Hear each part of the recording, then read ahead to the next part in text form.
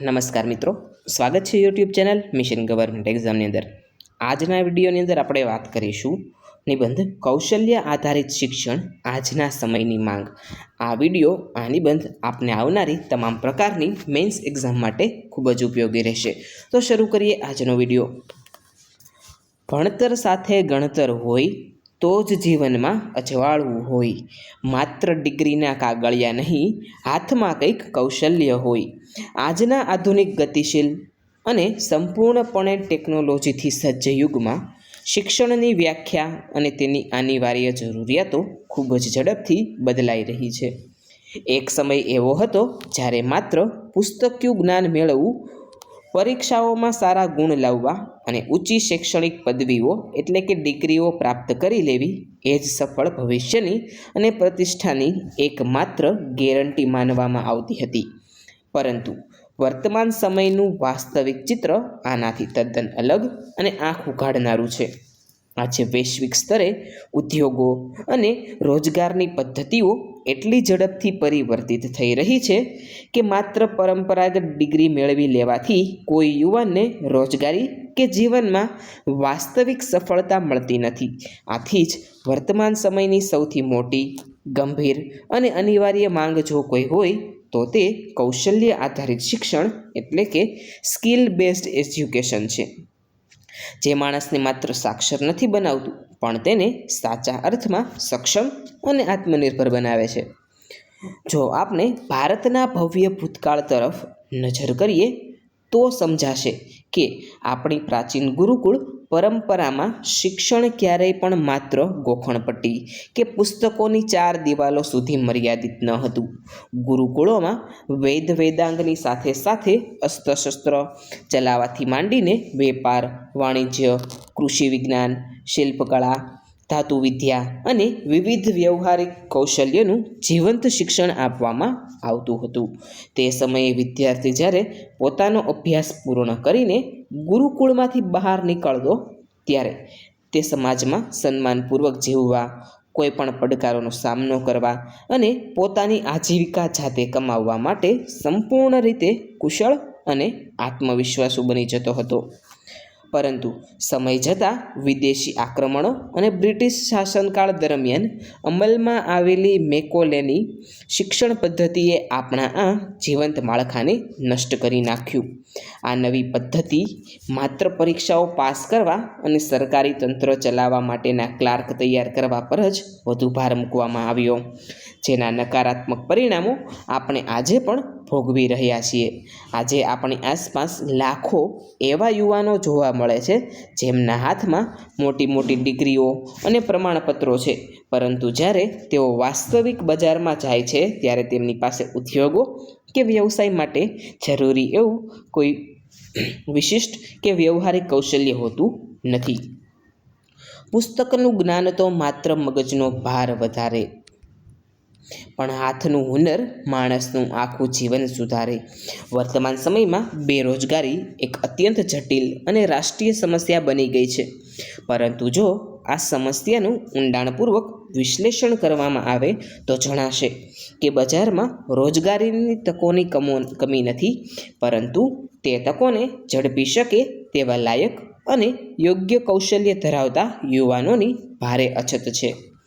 આજના આધુનિક બજારમાં artificial intelligence, computer coding, graphic designing, data analysis, digital marketing તેમજ વિવિધ એન્જિનિયરિંગ અને ટેકનિકલ કામોની માંગ દિન પ્રતિદિન સતત વધી રહી છે।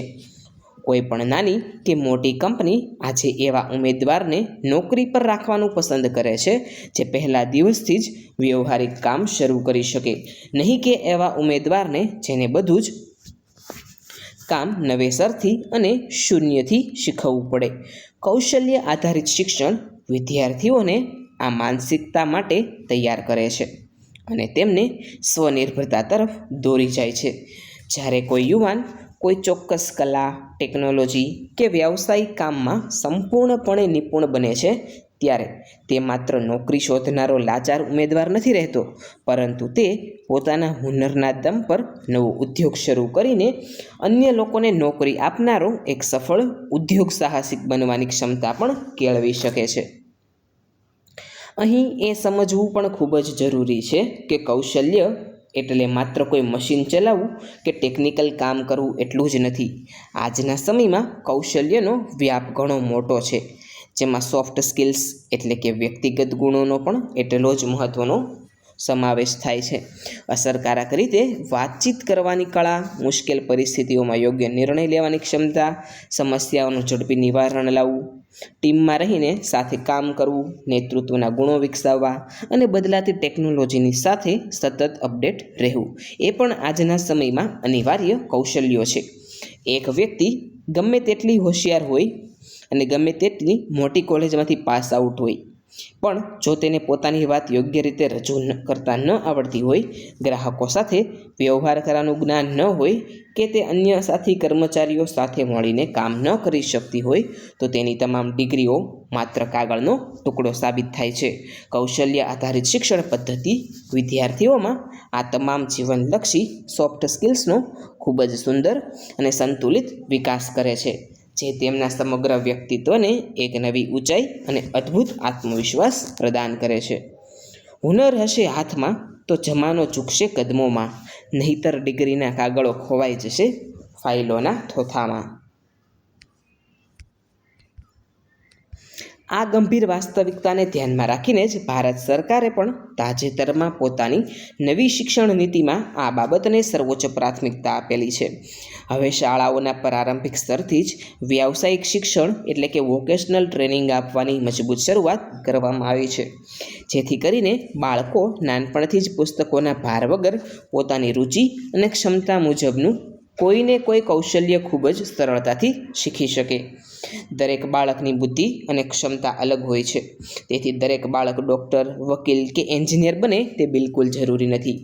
આપણા દેશ અને સમાજના સર્વાંગી વિકાસ માટે જેટલી જરૂર ઉચ્ચ વૈજ્ઞાનિકોની છે, તેટલી જ જરૂર કુશળ કમ્પ્યુટર ઓપરેટર્સ, ઉત્તમ કારીગરો, હોશિયાર વેપારીઓ, આધુનિક ખેડૂતો, પ્લમ્બર્સ અને ઇલેક્ટ્રિશિયન્સની પણ છે.